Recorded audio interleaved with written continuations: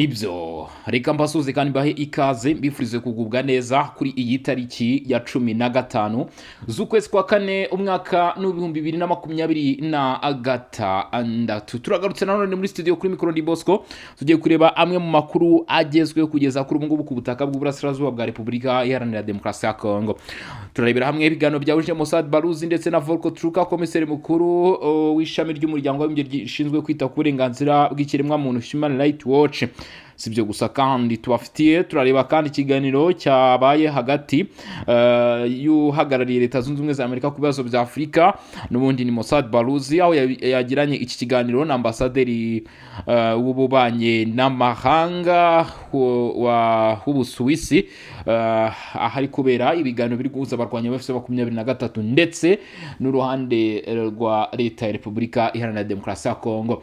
Muri aya makuru kandi turagaruka ku makuru akomeye cyane, ibiganiro biri kubera mu Busuwisi bishobora kurangirana n'ifatwa ry'umujyi wa Goma ndetse n'ifungurwa ry'ikibuga cy'indege nk'uko byagenze ku bijyanye n'ibiganiro bya Washington ku mujyi wa Uvira, aho bivugwa ko uyu mujyi wa Goma abarwanya ba M23 bashobora kuwirukanwamo bijyana n'ibi biganiro biri kubera i Geneve mu Busuwisi. Bitabaye ibyo, amakuru avuga ko ingabo z'igihugu cy'u Burundi zohereje izi ngabo kandi bikaba bivuga ko ngo ziri mu mugambi wo kwerekeza muri Kivu y'Amajyaruguru gufata ibice birimo n'uyu mujyi wa Goma ndetse no kwirukanamo abarwanyi ba M23. Iyi ni operasiyo ishobora kuba iri hagati ya FARDC ndetse n'abacamshuro na Wazalendo, nabyo turaza kubigarukaho tubive imuzi n'umuzingo. Mw'abantu mwe bamwe mu bari bahagarariye M23 batanzwe ku rutonde na Bertrand Bizimwa babaze gutangaza yuko batazi iby'urwo rutonde ndetse batigeze babwirwa mbere yuko urwo rutonde rushyirwa ahagaragara. Bigaragaza yuko M23 ishaka kuba yaragiye yitirira bamwe muri abayobozi,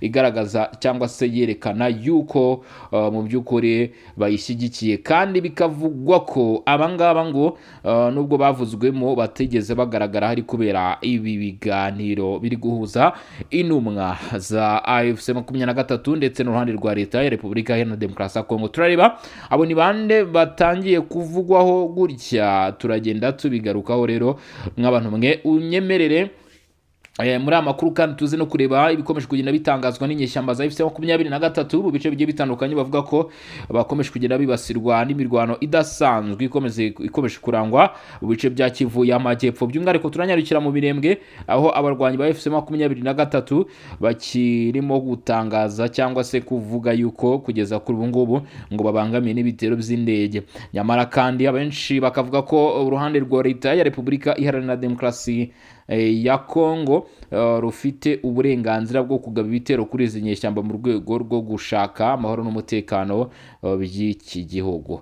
Ese koko nibyo? Turabigarukaho. Igihugu cy'u Burundi gikomeje gukorana na Tanzania, aho nyuma yuko bivugwa yuko habayeho ubugambanyi mu bijyanye n'ububiko bw'intwaro ndetse n'ibindi bigiye bitandukanye biri gutegurwa. Binavugwa ko Tanzania, Repubulika Demokarasi ya Congo bari gutegura ikintu gikomeye. Zimwe mu ntwaro z'u Burundi zikaba ziri kwakirwa muri Tanzania, ndavuga intwaro ziri kugurwa mu by'ukuri n'uruhande rwa Leta ya Repubulika Iharanira Demokarasi y'u Burundi, n'uruhande rwa Leta y'u Burundi.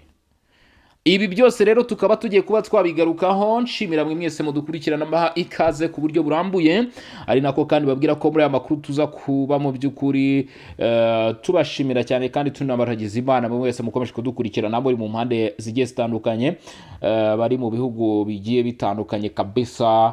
Babwira nti mukomeze kugenda mubana natwe, harimo gahunda yo gutanga ibitekerezo, ni muri komenti hejuru y'ibyo icyo ugomba ko wamenya nyuma yo gutanga ibitekerezo.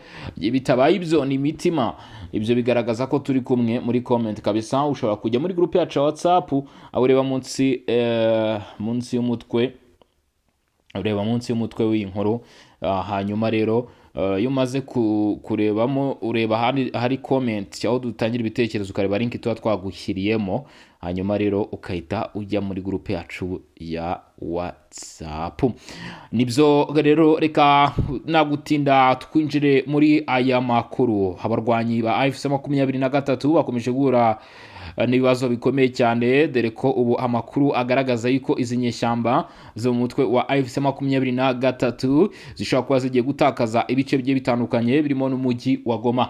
Ibi biravugwa mu gihe mu kiyaga cya Tanganyika gikora kuri Repubulika Demokarasi ya Congo, Uburundi ndetse na Tanzania hagaragaye amato menshi apakiye abasirikare b'u Burundi babarirwa mu magana. Aba basirikare b'u Burundi bakaba ari abasirikare baje bazana n'ibikoresho bihambaye, bivugwa ko kandi abasirikare b'u Burundi mu by'ukuri baje bafite umugambi ukomeye cyane, nubwo bitigeze bitangazwa n'ubuyobozi bw'u Burundi. Vuga ko iyi misiri iri gukorwa mu ibanga. Abangaba rero ngo mu by'ukuri baje nk'abarinzi abagomba gukorana n'amatsinda ya wazalendo, harimo n'abagomba gucengera mu bikorwa bigiye bitandukanye n'ubutasi, bakinjira mu myanya ibarizwamo abarwanya bose mu 23 ndetse no gufasha FARDC mu gukora operasiyo zo ku butaka zigamije kwambura inyeshyamba za FC23 ibice bigiye bitandukanye. Ibi rero bikaba bivuga ko nyuma y'uko muri Kivu y'Amajyepfo bigaragara ko ingabo zihari zihagije ndetse hatakenewe izindi ngabo, bitewe no kubitera n'ubundi bya drone nabyo bikomeje gufasha abasirikare. Amakuru yatangiye kugenda anugwanugwa avuga ko aba bashobora kuba baje mu rwego rwo gushaka kwambura inyeshyamba za FC23 ibice birimo umujyi wa Goma, ndetse si umujyi wa Goma wonyine gusa, harimo nk'uko bigaragara bikavugwa ko harimo n'ibindi bice bigiye bitandukanye byo muri teritwari ya Masisi ndetse no mu yindi myanya igiye itandukanye. Ibi rero bikaba ari ibikomeje kugenda bivugwa cyangwa se bigarukwaho nyuma y'uko bivuga ko M23 muri Kivu y'Amajyepfo, M23 twirwaneho Red Tabara ngo bakoze inama ikomeye cyane muri Kivu y'Amajyepfo ngo igamije gushaka uburyo bwo guhangana n'ibitero bishya biri kugabwa ku butaka ndetse no mu kirere by'igisirikare cya Leta Repubulika Demokarasi ya Congo. Nyamara ntibamenye yuko ubwo baganiraga mu by'ukuri bivuga ati abahinzi inyoni zijya umugambi, abahinzi nabo bagiye indi, cyangwa se ukaba wanabicurika kimwe muri ibyo. Kuri ubu ngubu rero biravuga ko ibi bitero biri gutegurwa ku mujyi wa Goma bishobora kuba bizakorwa nyuma y'imyanzuro ishobora gufatwa mu biganiro biri kubera mu Busuwisi, bikomeje kubera mu Busuwisi, kubera yuko biravugwa ko hari amakuru yuko imyanzuro ishobora kuzava muri ibyo biganiro ishobora kutazanyura uruhande rw'ubutegetsi bwa Repubulika Demokarasi ya Congo, ariko abandi bakaba bakurikije iby'aya makuru yo kuza kw'abasirikare b'u Burundi bavuze bati oya, ahubwo abarundi bazi imyanzuro y'ibizava muri biganiro, dore ko abenshi bavuga bati bitewe nuko Mossad Baruzi yagiye aganira na bahagarariye MONUSCO nk'indorerezi, akaganira n'abateguye ibiganiro, ndetse bikaba bizi ko akorana neza, bari gukorana neza n'uruhande rwa AFC Prito rwa Repubulika Demokarasi ya Congo, bakagira bati ahubwo ikirimo gutegurwa nuko inyeshyamba za FC23 zigiye gukurwa mu mujyi wa Goma, ikibuga cy'indege cya Goma kigiye kuba cyafungurwa, atahubwo ingabo z'u Burundi zikaba zibizi, zikaba zoherejwe kugira ngo zijye kurinda nkuko zafatanyije na FARDC ndetse na wazalendo kurinda umujyi wa Goma. Ngira ngo Prito wa Uvira ubwo wafatwaga mu biganiro byabo ku itariki y'Ukuboza inyeshyamba zasabwaga kuvamo na Leta Zunze Ubumwe za Amerika bakabategeka kilometero basubira inyuma, bikavugwa ko rero bishobora no kuba no ku mujyi wa Goma ari uko bigiye kuba byagenda, izi nyeshyamba zikaba zakwimurwa. Kude chapeau, bravo, salut ku ngabo z'u Burundi zamaze kuzamuka. Rero ubwo turakomeza kugenda tubakurikirana kabisa, namwe ari nayo mpamvu ngende mbwira abantu ni mujye mukanda subscribe. Yego nibyo kandi nanone reka twerekeze kuri aya makuru akomeye cyane akomeje kugenda avugwa nyuma y'uko Shambombo, Nyawaronga ndetse na Nyamugari utu duce twigaruriwe n'uruhande rwa Leta Repubulika Demokarasi ya Congo muri teritwari ya Karehe. Ubu biravugwa yuko atari ibyo bice byonyine gusa, nyuma y'urugamba rukomeye cyane rwabereye Muramza, ibi bice nabyo byamaze gufatwa. Ubu ni intsinzi ikomeye cyane kubera yuko ubu tuvugana Kagogo, Kauna na Karingwe ndetse na Miramba kabisa, utuntu duce tuvugwa ko natwo twamaze kuba twabohorwa. ibi rero ni ibice bimaze kuba byabohorwa Miramba, Mitamba ndetse n'ahandi hagiye hatandukanye. Igisirikare cya leta ya Repubulika Iharanira Demokarasi ya Congo by'umwihariko nanone amatsinda ya Wazalendo bakomeje kugaragaza ukwishimira ibice bakomeje kugenda bambura inyeshyamba zo mutwe AFC 23 nk'uko byakomeje kugenda bigarukwaho cyangwa se bivugwaho. Ni mu gihe kandi nanone kuri ubu ngubu mu makuru akomeza kugenda atugeraho inyeshyamba za M23 zirimo ziragerageza gutegura ibindi bitero bigamije kwibasira uruhande rwa guverinoma ya Repubulika Iharanira Demokarasi ya Congo. Hanyuma rero reka twerekeze mu Busuwisi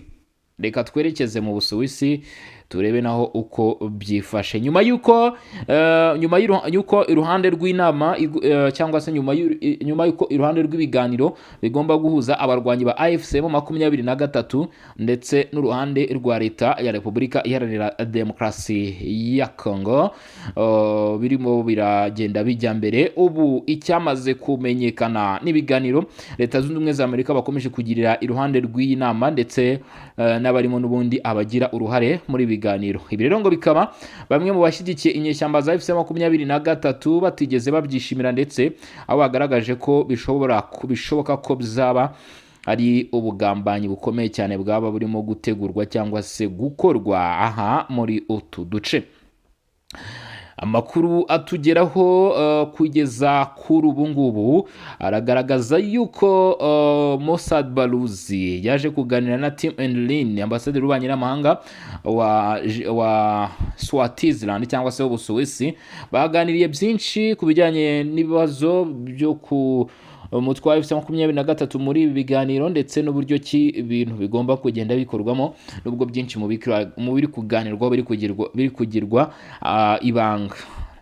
Yanaganira rero na komiseri mukuru w'umuryango w'abibumbye ishami rishinzwe kwita ku burenganzira bw'ikiremwamuntu Volker Turk, nawe bafite byinshi baganira bagaruka ku Rwanda, Sudan ndetse na Repubulika Iharanira Demokarasi ya Congo. Ibyo ngibyo ni bimwe mu byagiye bigarukwaho. Biravuga ko kugeza kuri ubu ngubu umwe mu bari batoranyijwe na AFC 23 nk'ushobora kuba yabafasha mu bijyanye nko kuba ari impuguke mu bahagarariye AFC 23 mu bibazo bigiye bitandukanye bakomeje kugenda bakurikirana. Uyu mugabo tayari amaze gutungurana. Ni umugabo ufite ubwenegihugu bwa Leta Zunze Ubumwe za Amerika ndetse bikavuga ko ari n'umuturage waho. Uyu bamwita Jean Felix Mupende Kapwa. Uyu numwe mu bari bagaragaye ku rutonde rwari rwatanzwe na Bertrand Bizimungu ahubwo abagomba guhagarara AFC 23 ndetse uyagaragara mu ishami rishinzwe ibijyanye n'ubucukuzi bw'amabuye. Yari yagize iki, iri shami ryari ryamaze no gusora inyandiko imuhagarika mu nshingano. Uyu mugabo rero akaba yongeye kumvikana avuga ati apana, ati ibyo ngibyo ntabwo tubizi. Yavuze ko abarwanyi ba AFC 23 ibyo bakoze batigeze babyumvikanaho nawe ndetse nta kintu yigeze avugana n'aba barwanyi. Uyu kandi yavuze yuko izi nyeshyamba n'abaziyobora n'abo bayobozi bazo atabazi. Abo ngabo ba Bertrand Bizimungu ba General Sultan Makenga bishoboka ko yabazi amazina yabo, ariko yavuze ko mu by'ukuri nyine ntaho baziranye. Yavuze ko rero bidakwiye ko inyeshyamba zifata abatuye Repubulika Demokarasi ya Congo cyangwa se abantu zigatangira kubitirira mu bikorwa byayo, ko bishobora gutuma gutera ingaruka zikomeye cyane ku bantu ku giti cyabo bagiye bashyirwa muri ayo madosiye. Ati bishobora kuba byagira rero ingaruka zikomeye cyane nk'uko yarushijeho kugenda abigaragaza. Uyu rero akaba amaze gushimangira ko ibyavuzwe n'abarwanyi ba AFC 23 atari ukuri, ahubwo nta n'umuntu n'umwe ukwiye kuba yabyizera. Asaba amahanga n'isi yose guhaguruka bakarwanya icyo gikorwa ndetse asaba abatuye Repubulika Demokarasi ya Congo kutizera ubwo bushukanyi bwa AFC 23. Rero bikaba bitunguranye kubona bamwe mu bari batanzwe nk'abagomba guhagarara izi nyeshyamba mu biganiro mu by'ukuri bazihindutse kabisa. Benshi baravuga bati ese AFC 23 biraza kuyigendekera bite hariya i Geneve nyuma yuko rwabuze gica. Barimo barababwira bati muve Goma, muve Bukavu, ariko inyeshyamba nazo zaritsize ziravuga ziti ntabwo bishoboka. ntabwo bishoboka, mugomba kubanza kudusubiza imfungwa, mugomba kubanza kugira bla bla bla bla. Ibyo byose n'ibyagiye bigenda bisabwa na F23 hariya. Biravuga ko kuri ubu ngubu mu Busuwisi imishyikirano hagati ya guverinoma ya Congo na M23 igikomeje nyuma y'uko yimuriwe muri mu Busuwisi ivanwe muri Katari.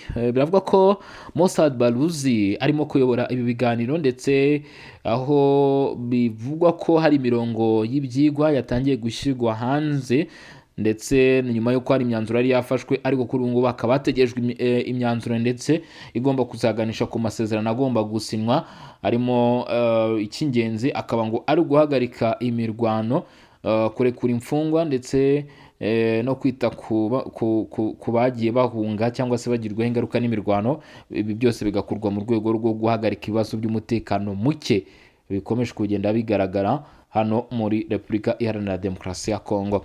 Aho ngaho rero twari turi i Geneve tureba uko byifashe, aho AFC23 bakomeje kugenda rwose bayigarika, babwira ati twe tubazihe, kuki mudushyira ku maliste yanyu, kuki mushaka gukora ibikorwa nk'ibi ngibi.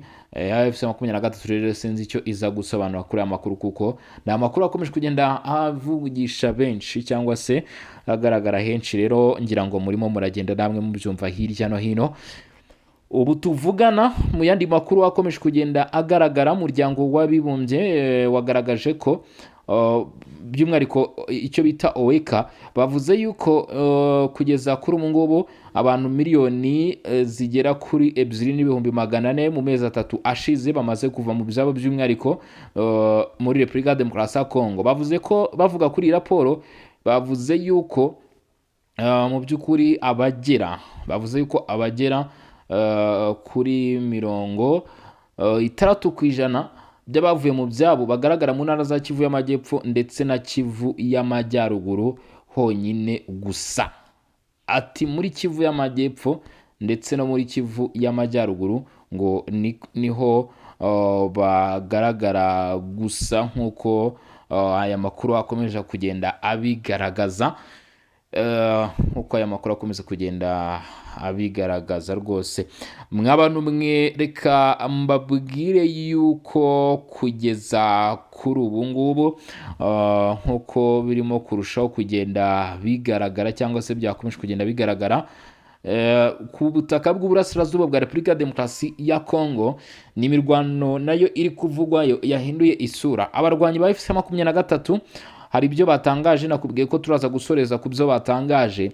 Inyeshyamba zo mu mutwe wa 23 zimaze iminsi zitangaza yuko zibangamiye ku buryo budasanzwe n'ibitero by'indege, aho izi nyeshyamba zivuga ko byibasira ibice biri densely populated cyangwa se ibice bituwe cyane, by'umwihariko kandi bakavuga ko muri Kivu y'Amajyepfo ibyo bitero cyangwa se iyo mirwano yagiye yibasira ibice bituwe cyane n'abanyamurenge, ibyagize ingaruka zikomeye cyane kuri bo, aho bivugwa yuko imiryango myinshi cyane yavuye mu byabo ndetse amazu arasenwa, ibirimo amatungo biricwa. Ibi rero umutwe wa 23 ukaba usaba imiryango igiye itandukanye n'amahanga guhaguruka bakarwanya ibi bikorwa, ndetse abagize itsinda ry'umutwe wa 23 ntibatinya kugaragaza ko ibi birimo gukorwa byaba mu by'ukuri ari imitegurire cyangwa se ari bishobora kuganisha kuri jenoside ishobora gukorerwa abaturage b'abanyamurenge. Bityo umutwe wa 23 uvuga ko ibyo bikwiye guhita bihagurukirwa, ndetse AFC23 bigereranya ivuga ko bisa neza n'ibyabaye mu Rwanda mu mwaka wa 1994,